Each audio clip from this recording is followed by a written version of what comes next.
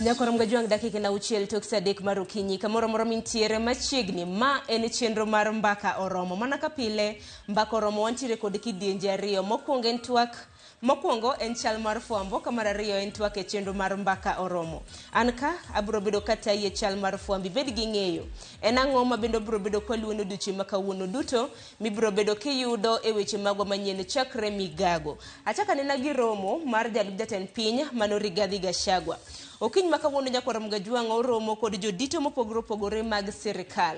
Romo mabende dhi nyime e kar jot mare mantiere Karen Buore Nairobi. Koromo gi jodito mopogore opogore mag migepe mago mopogore mag sirikal. En mar chwalo kaka inyalo dong migepe maket kod mage.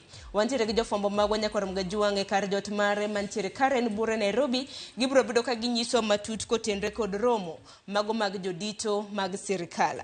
Kopogore gi manya Nyakoram Gajuang wach mabendo bro bedo kwa luoni kendo en kotenre kod twak mar thek. Ing'eni kamiti ma osebedo gi twak mar thek mano kamiti mano mar jokanyo 10 abich kowuok e kweth mar Azimio, abich kowuok e kweth mar Kenya Kwanza. Bende gisebedo gi twak manego bende gindiko report makamano nanego bende gitieko ndiko duche makawuono motelo ne chiwe e nyim od bura maduong' mapachoka kapok deadline mano migi gi od bura maduong' ochopo. Parni od bura maduong' mapachoka nomiyo gi deadline mar chien tarik 26 mano mar dwene. Kawuono en chien tarik 22. Report makamano pok otiek ndiki wira nikech gikoso winjore ahinya kaluwore ni report makamano owinjo oting'ang'o. Nikech kinjo kweth mar Azimio gidwaro ni pek mar ngima obed achiel kuom okenge mabende riwe report makamano. Wach mabende osebedo ka kelo ywaruok. Omiyo kiny makawuono kamiti makamano kotele gi kanyo kod Kalonzo Musyoka kanyakla kod Kimani Chunga. Gibro bedo ka giromo gi jatend migawo mochung' ne weche mag omende pachoka mano Njuguna Ndung'u. Ka bende gibro bedo ka giloso kode mar mondo mi olernegi dwaro mabende kod Azimio dwaro bende nyalore ahinya kaluwore kod chal mar ochumi e pachoka. Moko kuom okenge mabende Azimio dwaro. Gidwaro ni chik matayo weche mag omenda mong'ere kaka Finance Act 2023 mar mondo mi othi choko. Bende gidwaro ni osuru mosebed kijuoge mafuta miore pachoka ma jood bura ma pachoka nokadho gi kwan atamalo 16. Gidwaro mar mondo mi oduoke chien nyaka kwan atamalo 8. Koro duche makawuono gibro bedo ka giromo kod jatend migawo mochung' ne weche mag omenda e pachoka mar ng'iyo anena ka dwaro makamano nyalore. To parni ma ok en okang' mokwongo ma bende koro giromo gi Njuguna Ndung'u ma en jatend migawo mochung' ne weche mago mag omenda ma en okang' mar ariyo. Koro duche makawuono bro bedo kwa luoni romo margi ma bende ka gibro bedo ka gibago gi jatend migawo makamano. Mar nena ka dwaro makamano bende biro nyalore. Report makama bende biro bedo kindike mochiwe ne jod bura mapachoka kapok ochopo chien tarik 26 ma bende noketnegi deadline mane thoro wach ma bende biro bedo kwa luoni odiochieng' makawuono. Machiel mabendo bro bedo kwa luo en kotenre kod nyiepo mano mar mauta mano mar diesel mabende nonyiewe nengo mar siling bilion 17. Ka bende ng'eni ja ohala an Njeri ema jal nyoro mabende nawacho ni mano nen mauta mare. Ywaruok osebedo iseneno ka piny owacho kata mana jatend piny Kenya nawacho ni orak mar nyiepo mar mauta makama nitiere kata mana nyim od bura maduong'.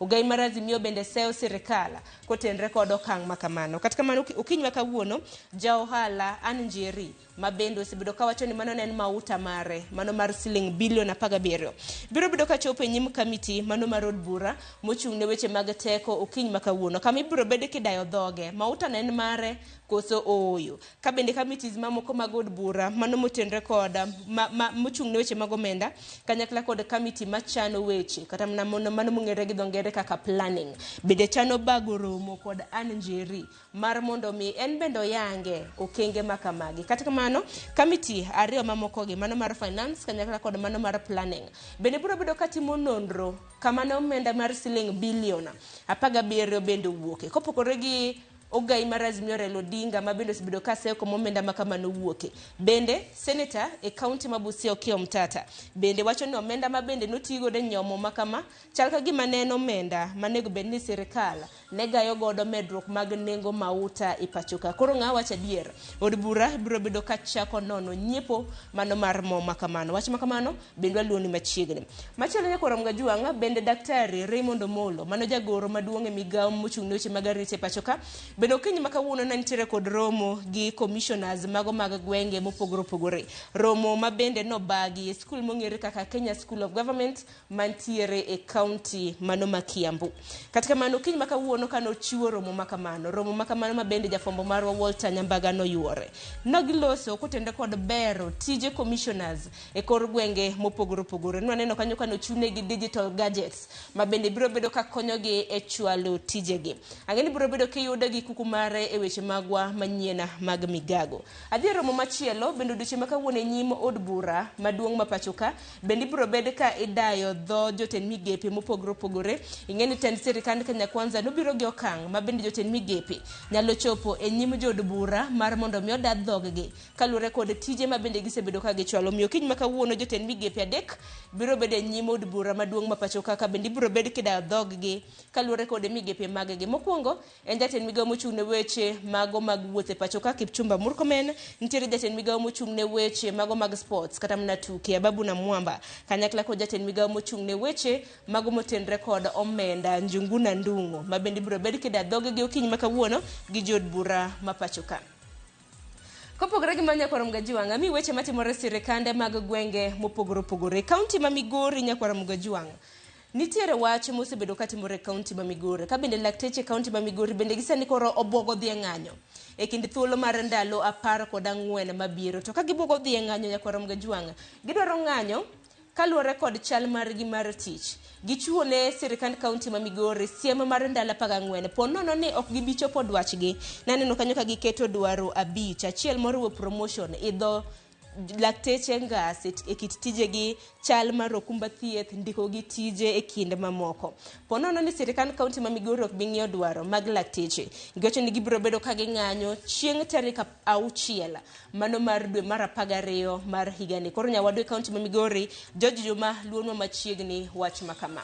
Adhi wach machielo nyakwarom gajiwang' weche ma bende osebedo ka timore e kor gwenge ma bende waluoni odiochieng' ma kawuono. Mana minyalo ketna nikech pod adong' gi weche mamoko manego bed ni amiyi. Nitiere kedo kod kuong' ma bende odiochieng' ma kawuono jodole kaunti ma Kisumo biro bedo ka twaki e hotel moro kar saa 3:30 makama.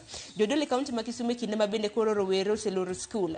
Gibiro bedo ka gitwaka ka rowere nego bed ni kedo kod kong'o e kind rowere. Koro gibiro bedo ka gilose Kisumu hotel mano ka ochopo kanyo saa 3:30 mano mar okinyi. Wantiere gi jofwambo magwa po nono ni gibedo kanyo, wabiro bedo ka waloso kodgi kapok chenro orumo. Adaro mar mondo mi watiek nyakwarom gajiwang' watiek anena chenro makama kod wach mamoro malit ma bende notimore e kaunti ma Siaya. Tho mar japuonjre mano mar klas 12 ma bende dhi nyime kod penj mare mano mar KCSE. Wang'e ni penj mar KCSE nego bed ni rumo odiochieng' makinya, nego bed ni rumo chieng' tich abich mano orucha. Katika manitiere japuonjre moro ma nyadendi ma jahigni 17 masomo e skund sekondar mong'ere kaka Boro ma bende koro report madonjonwa en ni notho otieno mana piny rugodo odiochieng' ma kawuono mane osiptal mano ma Siaya Medical Hospital. Ka bende japuonjre ni na oyangi ni ne ntiere kaluore kod lab results mago tests pim mopogore opogore ma bende notimne. Koro noyangi ni entiere kod kidney failure. Kata kamano notho makoro ringre mare noter e kar kano ringre mano mar jomotho. Mano bende waluoni machiegni nyakwarom gajiwang' ka bende ka napok otere osiptal japuonjre ma kamano wachre na wacho ni iye kae bende ne ntiere gi diep.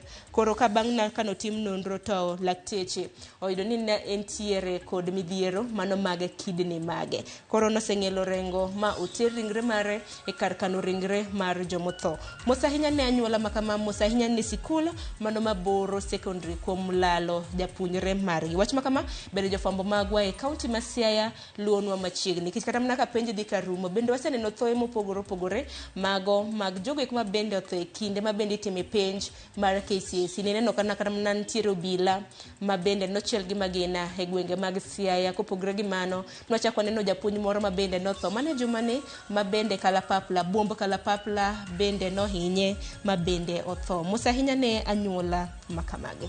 Kok manya kwarom gajiwang' nitiere weche mopogore opogore ma bende waluono odiochieng' ma kawuono duto ma bende nok anyal kelo ni e chal mar Fwambo. Ibiro bedo kiyude weche magwa manyiena ma bende biro bedo katimre kapok watieko chenro mar mbaka oromo kar saa 5 mar onyango wabiro bedo kwa keloni dakika en 16 tok saa 3 mar okinyi. Yiena mar mondo mi atieke gi kanyo. Mabiro en twak e chenro mar mbaka oromo, twak mabende dhi ta kod nyawadwa Cleophas Oluoch. Kik dhi mabor, nyinga Sharon Ong'aw.